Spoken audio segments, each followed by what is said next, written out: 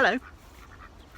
How long does it take to create a new allotment or a new garden? I'm Zorab and this is Byther Farm.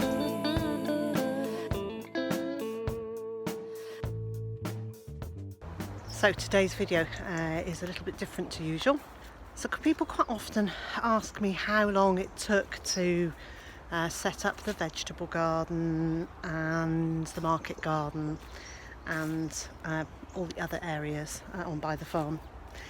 And well, the answer is about 4 years, but that's because I did an area at a time, and also I wasn't terribly well, so I had to take things quite slowly. But it is possible to get an allotment plot up and running and producing food within a matter of months. And Steve over at Digwell Greenfingers was lucky enough to be offered a new allotment plot, and well, I'm going to leave it to Steve to explain to you just what he did. Over the past couple of years, I've noticed on the way home from work, on the side of the hill where I live, Stinchcombe Hill, company has taken over Four Boys Garden Centre, and they're gradually doing it up. Looked into it, and they're making a deli, garden shop, walled garden, cafe, barista, woodland walks and all stuff like that. And one day, my daughter out of the blue, she contacted me and said, "Dad, on Facebook, this leaf and ground place has asked for people if they want an allotment." So I nipped up to the hill, have a quick nosy around. Pretty cold February last year, as you can see.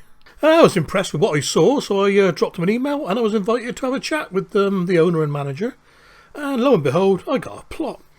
And over the course of the next year, things developed, and I thought, well, this is worth waiting for. I mean, even the water troughs are encased with Cotswold stone, you know what I mean? And well, it dragged on until, not dragged on, wrong word. It went on until this year, and all of a sudden we had lockdown. And I'm thinking, oh, well, here we go, another year. Then, out of the blue yet again, got a quick message saying, "Are you still interested in allotment, Steve? Pop up and have a chat." So I did, and I started in earnest on the 9th of May this year.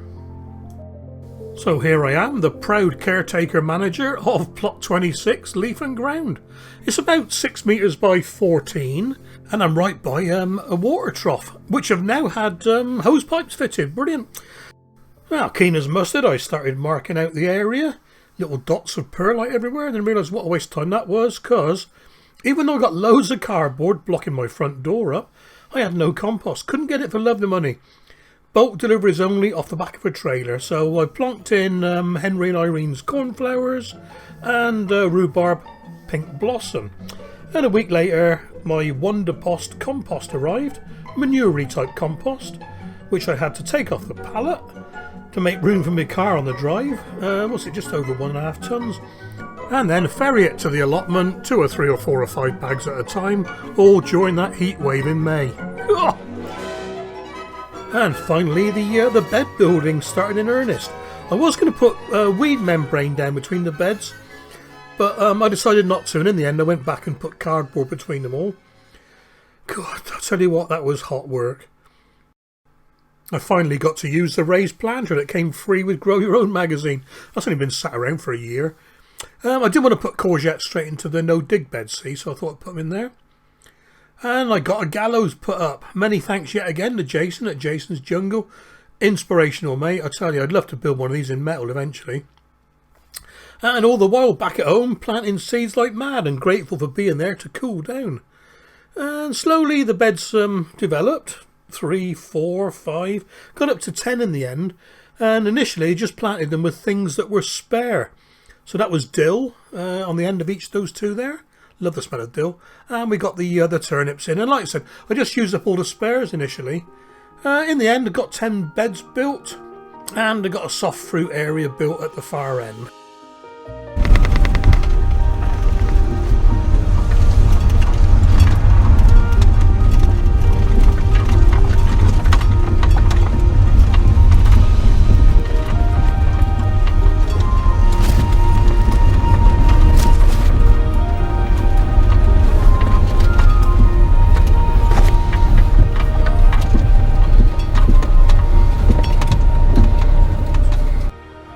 Let's have a quick walk round, show you what we got going. Turnips. Picked quite a few of these, so I'm going to take a couple more. And kale. Different type of kale yet again, so I will eventually find one I like, I think. Now this is the only bed, I didn't put any cardboard down. And this is also the only bed that has dock leaves coming through. So I want to do it as an experiment. What I can always do, I can always shave the top off in the winter and put some card underneath. Nasturtiums as companion plants. I think they're called deep ruby rose, these, or something like that. Baby ruby rose. They're a very nice colour. Marigolds, lettuce. Calabrese here, and I put a netting on. What I'm doing this year, I'm using the BT.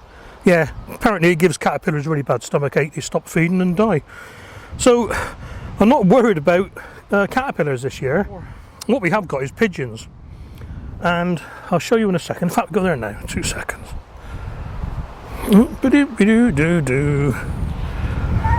There we are. That's typical pigeon damage. But I'm not totally sure it is pigeons, because I reckon Harry the Hawkeye's doing a pretty good job, you know, scares me. But what I came up the other day, and there were 3 rooks sat on, well, sorry, not sat, pecking away at the neighbour's beans over there. So I'm wondering if it's rooks, because you know rooks and crows, they're not scared of anything, are they? You know. Anyway, back to the little tour. Like I say, Calabrese in here, and I've just noticed this one here, if you can see through the net, forming a head. Happy with that. Swiss chard, rainbow lights, or whatever they call it, yeah. Sort of trying to go to flower, trying to go to seed, but picking bits now and again. And we got the red there, look, we got white over there. I'm sure there's a yellow in there somewhere. Onions, spring onions, just multi-sown again. A couple of Willie Coleman solandums there. Just put some things in just to see what's going to grow this year, because as you know, it's my first year. You know, I mean, this is that wonder compost, but it's dry now, let's see. But I've gradually been topping up some of the beds with spent potato compost. Like this one here is bigger than the rest, if you see what I mean. So just various brassicas and a squash, some saltwort, and some, I believe, spinach. I'll check when I get home. And I just chucked a pepper in there just to see if it likes the wind, you know. A couple of dahlias over there, and the brassicas. Now, funnily enough, those beetroot seeds weren't there. I thought, let's give up with this and put some brassicas in. As soon as I put those brassicas in, next day the beetroot popped up. But the modular beetroot's doing just as well, so. Turnips. And you notice marigolds everywhere. Companion planting. Plus the bees love them, so. Red cabbage. Some fennel at the end. Hopefully it won't bolt this year. Another netted one. I'll tell you what they are. Loads of spinach. Been picking this. Starting to go to seed, some of it. There's 2 different types in there. 3 different types actually. And the big one at the end, I'm pretty sure that's the perpetual. So I haven't got my notes to hand. And there's cornflower. Dill's going over now, but I'm going to leave it because I want to collect some dill seed for next year. A lovely smell. I love the smell of dill. This lot here, just some onions that I had lying around. They were a couple of months old, these sets, but put me, they're growing. They're growing. Some I keep trying to pluck at them, like that one there, for example. So I suspect it's the aforementioned rooks. And Swede Brora at the front there. More brassicas. Some more saltwater in there. That one's doing a lot better. I'll take the cover off, but it's a bit windy today. It's going to go every blooming where. And more cabbages in this one, different types of cabbages, interplanted with some red lettuce. So, like I say, this year it's like a bit of trial and error, see what's going to grow, you know. And this is primarily the lettuce bed. Only a small one. Yeah, they're going alright. Lose a couple now and again, but I got a few in pods at home that I can just pop in. Right, over to the diggy part of the plot now, because I ran out of compost. Here we are with the summer squashes. Patty pan and things like that, sunburst. They're doing alright. Not any of those yet, but I've noticed. 2 seconds. God, it's windy up here again. I noticed a couple growing, so let's have a look. Yeah, we are, look. So that's probably a sunburst, isn't it, with that colour? Now this surprised me, the leeks are doing well. Direct sown, not direct sown, planted direct into the clay. I mean, this soil, it is, God, I can't even scrape it with my foot, you know, solid. Mixed bed in the middle, just loads of courgette. I've had some courgettes off here, cool. I'll tell you what sort they are later. And there's just some brassicas in there, cabbage, some lettuce all round. Just mixed plantings really. I want to give it all a try this year. Right, in front of them we got red gooseberries, which have taken now. They were looking a bit poorly initially, but they seem to be growing. And then some more solandums from Willie. These are growing quite well actually, flowering like mad as you can see. In the far corner there, that's the very first plant I planted up here. And all along what I call the front, just various sunflowers. And the only one I know is that one there is a teddy bear. Black currants this side, and again they've taken now. Now they're getting used to being hammered by the wind. And just some more solandums and sunflower, and it's raining. This is a 2017 giant marrow seed, and he's taken off all right. And back over here slowly, this is the giant yellow from 2017. So those seeds have lasted 3 years. I'm chuffed to bits with that. And you'll see the all the watering devices. Just so you know, it's not always a good idea to let the tops of cucurbits get wet, so water directly into the soil. Right, beans on the gallows, look at that.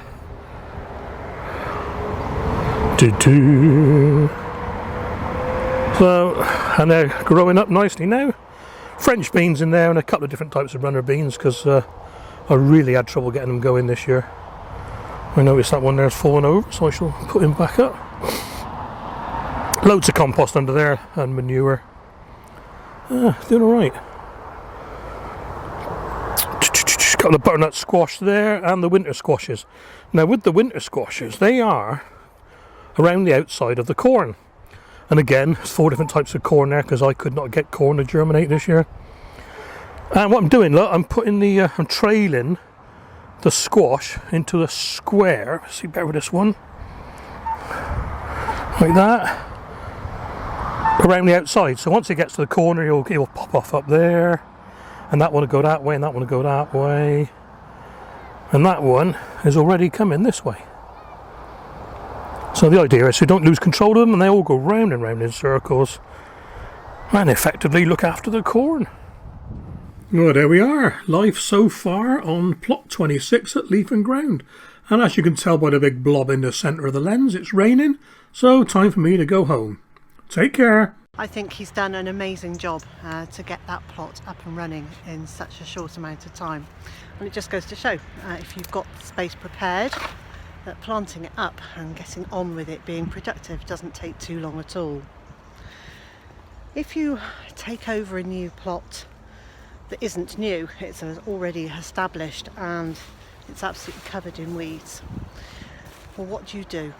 Do you prepare a small area and start getting that productive while you then work on clearing the rest of it? Do you clear it all before you start? Well, I know that I would prefer to get a small area sorted out and get that productive before I tackled the rest of it, and so to do it in sections, because for me that gives me the satisfaction of knowing that I've produced some food while I'm tackling the rest of it. And as you can see behind me here, I'm not brilliant at keeping on top of the weeds and the chaos. Although the beds are jolly productive, the pathways between them are fairly chaotic.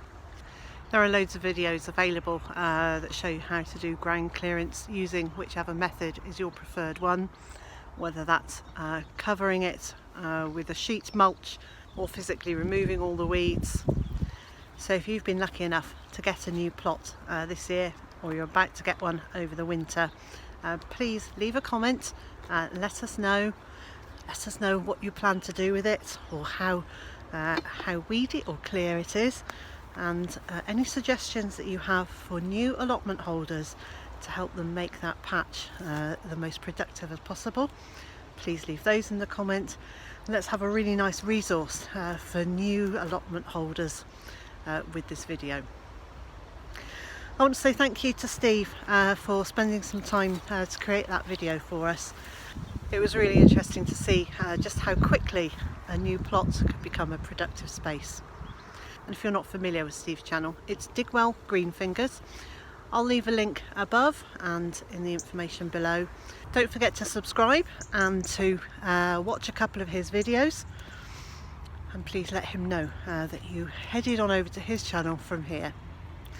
And so, wherever you are in the world and whatever you've got planned for today, I hope it's a good one. And I also hope you'll join me again next time.